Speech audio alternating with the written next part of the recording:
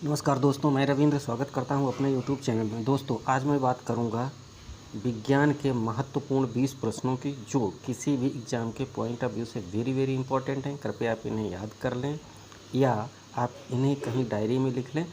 और ये बहुत इम्पोर्टेंट है, मतलब कहीं न कहीं ये हर एग्ज़ाम में अवश्य पूछे जाते हैं। तो हम शुरू करते हैं। पहला प्रश्न है हमारा, रेशम कीट का अध्ययन किया जाता है। Options are apiculture, sericulture, pisciculture या माइकोलॉजी। तो अगर हम बात करें एपीकल्चर की, तो एपीकल्चर के अंतर्गत हमारा अध्ययन किया जाता है किसका? मधुमक्खी का। अगर बात करें सेरीकल्चर की, तो सेरीकल्चर का अध्ययन किया जाता है रेशम कीट का। अगर बात करें पिसीकल्चर, तो पिसीकल्चर के अंतर्गत हमारा अध्ययन किया जाता है मत्स्यों का अध्ययन किया जाता है। अगर बात करें माइकोलॉजी, तो माइकोलॉजी के अंतर्गत हमारा कवक का अध्ययन किया जाता है, कवक। ओके, नेक्स्ट क्वेश्चन, विटामिन की खोज की किसने की? विटामिन की खोज की थी फंक ने। लेकिन बात करें मैकुलन की, तो मैकुलन ने विटामिन ए और बी की खोज की थी। विटामिन ए और बी की खोज की थी। अगर बात करें सोलकट की, तो सोलकट ने जो खोज की थी वो की थी विटामिन सी की। अगर बात करें हॉपकिंस की, तो हॉपकिंस ने खोज की थी विटामिन डी की। तो यहाँ खाली बात हो रही है हमारी विटामिन की, तो विटामिन की खोज फंक ने की थी। So the funk is the correct answer, A. Next, DNA की खोज की थी वाटसन तथा क्रिक ने। अगर बात करें अलेक्जेंडर फ्लेमिंग की, तो अलेक्जेंडर फ्लेमिंग ने किसकी खोज की थी? तो अलेक्जेंडर फ्लेमिंग ने खोज की थी पेनिसिलिन के टीके की। किसकी की थी? पेनिसिलिन के टीके की। अगर बात करें जेम्स वाटसन तथा आर्थर गर्ग की, तो आर्थर गर्ग ने खोज की थी आरएनए की। और अगर बात करें हैनीमैन की, तो हैनीमैन ने खोज की थी होम्योपैथी की। So the correct answer is first one. Second, चेचक का टीका की खोज की, देखिए चेचक के टीके की खोज की थी एडवर्ड जेनर ने। अगर बात करें बेटिंग ने, तो बेटिंग ने खोज की थी इंसुलिन की। अगर बात करें यूरिन कालमेट ने, तो यूरिन कालमेट ने खोज की थी बीसीजी के टीके की। काहे का? बीसीजी का टीके की खोज की थी किसने? यूरिन कालमेट ने। अगर बात करें जॉन ई साल्क ने, तो साल्क ने जो है वो पोलियो वैक्सीन की खोज की थी। काहे की? पोलियो वैक्सीन की खोज की थी साल्क ने। नेक्स्ट, एक्स किरणों की खोज की, देखिए एक्स किरणों की खोज की थी रंजन ने। अगर बात करें बेकुरल की, तो बेकुरल ने खोज की थी गामा किरणों की। काहे की? गामा किरणों की। अगर बात करें गामा किरणों, तो गामा किरणों की आवृत्ति सबसे ज़्यादा और तरंग दैर्घ्य इसकी सबसे कम होती है। अब आता है हमारा रिटर, तो रिटर ने खोज की थी पराबैंगनी किरणों की। अगर बात करें न्यूटन की, तो न्यूटन ने खोज की थी दृश्य विकिरण की। ठीक है, नेक्स्ट क्वेश्चन, दीर्घ रेडियो तरंगों की खोज की किसने की? मार्कोनी ने, हेनरिक हर्ट्ज ने, हर्शेल ने या चैडविक ने? तो देखिए मार्कोनी ने जो खोज की थी वो की थी दीर्घ रेडियो तरंगों की। So the correct answer is ये। अगर बात करें हेनरिक हर्ट्ज की, तो हेनरिक हर्ट्ज ने लघु रेडियो तरंगों की खोज की थी। अगर बात करें हर्शेल की, तो हर्शेल ने अवरक्त किरणों की खोज की थी। किसकी? अवरक्त किरणों की खोज की थी। अगर बात करें चैडविक की, तो चैडविक ने जो है वो खोज की थी किसकी की थी? इन्होंने खोज की थी न्यूट्रॉन की। क्या की थी? न्यूट्रॉन की। तो दीर्घ रेडियो तरंगों की खोज मार्कोनी ने की थी। नेक्स्ट, विद्युत धारा का मात्रक है। विद्युत धारा का मात्रक क्या है? विद्युत धारा का मात्रक होता है एम्पियर। क्या होता है? एम्पियर। अगर बात करें कैंडेला, तो कैंडेला किसका मात्रक होता है? कैंडेला मात्रक होता है ज्योति तीव्रता का। अगर बात करें मोल की, तो मोल मात्रक होता है किसका होता है? मोल, ये पदार्थ का परिमाण का मात्रक होता है। अगर बात करें स्टेरेडियन की, तो स्टेरेडियन जो है हमारा ये होता है घन कोण का मात्रक होता है। अगर खाली रेडियन की बात करें तो रेडियन मात्रक होता है तुम्हारा समतल का, जो हमारा समतल कोण होगा उसका रेडियन मात्रक होगा, लेकिन अगर स्टेरेडियन पूछा जाए तो ये घन कोण का मात्रक होगा। नेक्स्ट है हमारा मेगा मीटर बराबर है। देखिए मेगा मीटर बराबर 10⁶, ये तुम्हारा मीटर हो गया। अगर ये हमको दिया गया है मेगा मीटर बराबर है और फिर कह रहा सेंटीमीटर, तो 10⁸ सेंटीमीटर ये किसके बराबर होगा? ये भी तुम्हारे इसी के बराबर हमें आएगा जब मेगा मीटर में कन्वर्ट करेंगे मीटर में।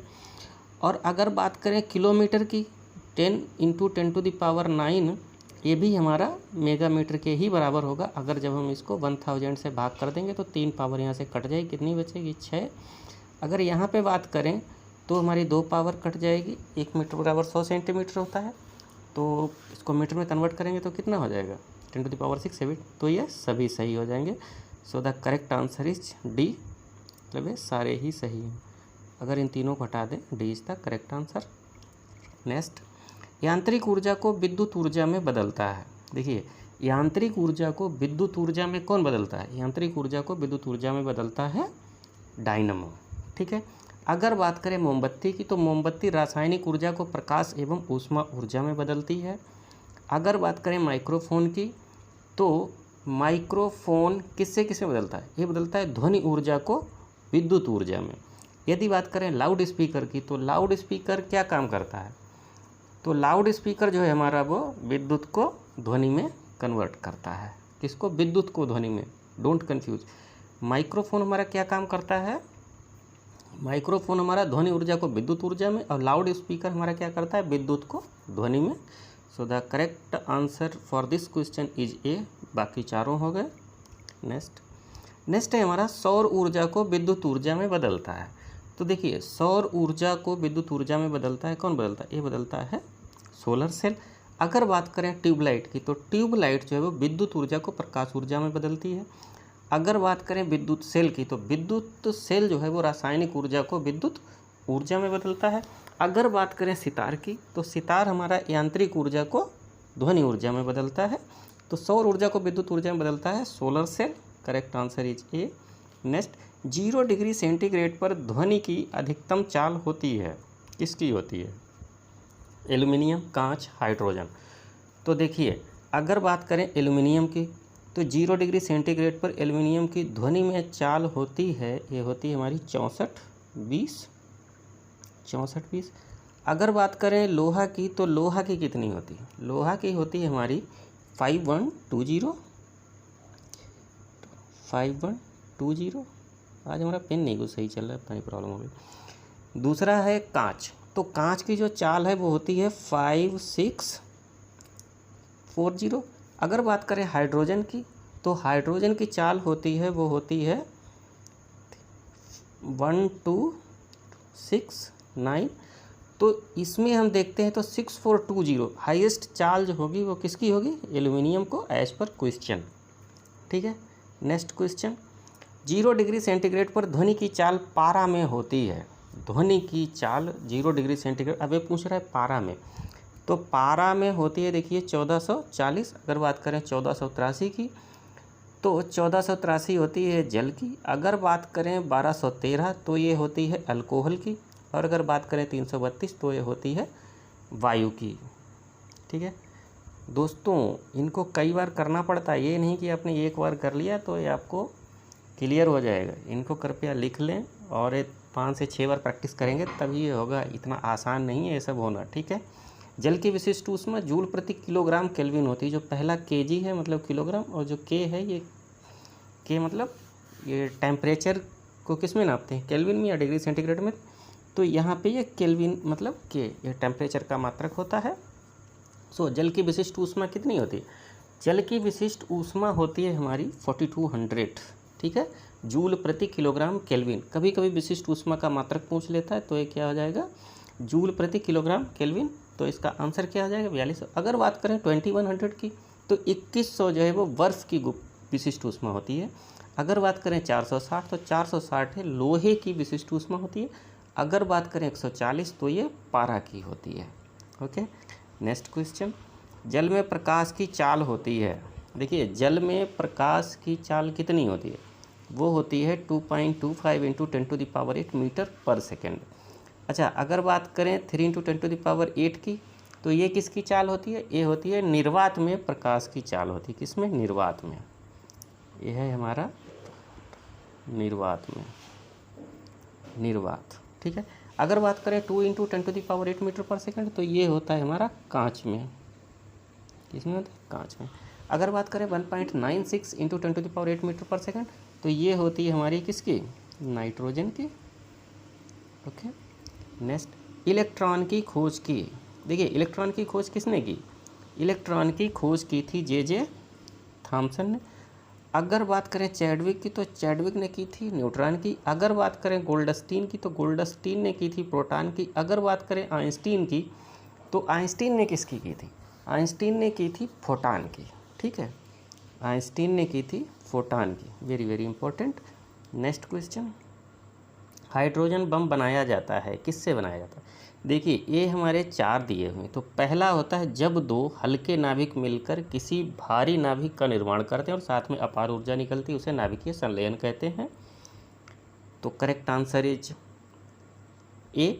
नेक्स्ट, नाभिकीय विखंडन किसे, जब एक भारी नाभिक विभिन्न हल्के नाभिकों में टूट जाता है तो वो नाभिकीय विखंडन कहलाता है। तो इससे बनता है हमारा एटम बम, ठीक है। और हाइड्रोजन बम बनाने से पहले जो है हमको एटम बम बनाना पड़ता है। अच्छा, अगर बात करें समस्थानिक की, तो समस्थानिक क्या होता है, समस्थानिक वो होता है जिसके परमाणु क्रमांक समान हो और परमाणु भार भिन्न हो, समस्थानिक कहलाएगा। अगर बात करें संभारी की, तो संभारी जिसके परमाणु भार समान हो किंतु उसके परमाणु क्रमांक भिन्न हो। तो हाइड्रोजन बम बनाया जाता है नाभिकीय संलयन से। नेक्स्ट, प्रकाश विद्युत प्रभाव की खोज की, प्रकाश विद्युत प्रभाव की खोज की किसने की। देखिए ये की थी अल्बर्ट आइंस्टीन ने, अल्बर्ट आइंस्टीन ने। अगर बात करें मैडम क्यूरी की, तो मैडम क्यूरी ने जो खोज की थी वो की थी रेडियम की। अगर बात करें विलियम रांजन ने, तो रांजन ने खोज की थी एक्स रे की। अगर बात करें मेंडलीफ की, तो मेंडलीफ ने क्या किया था, इन्होंने आवर्त सारणी की खोज की थी। So the correct answer is A. Next, एक नाटिकल मील बराबर होता है, कितने के बराबर होता है, नाटिकल मील। जब हम दूरी नापते हैं तो कभी कभी लिखा रहता है कि नाटिकल माइल्स, ठीक है। तो ये बराबर होता है तुम्हारा 1.85 किलोमीटर के।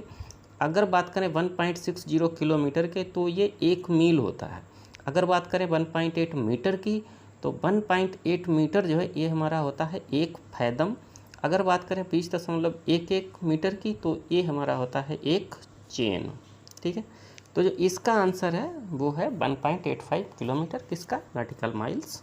नेक्स्ट, 19, रक्त का पीएच होता है। तो रक्त का पीएच कितना होता है, देखो दोस्तों जो पीएच होता है <7 वो क्षारीय होता है, मतलब जिसका पीएच 7 से कम हो वो क्षारीय होता है, और जिसका पीएच 7 से ज़्यादा हो वो अम्लीय होता है। तो हम बात करते हैं जो रक्त का पीएच होता है वो 7.4 होता है।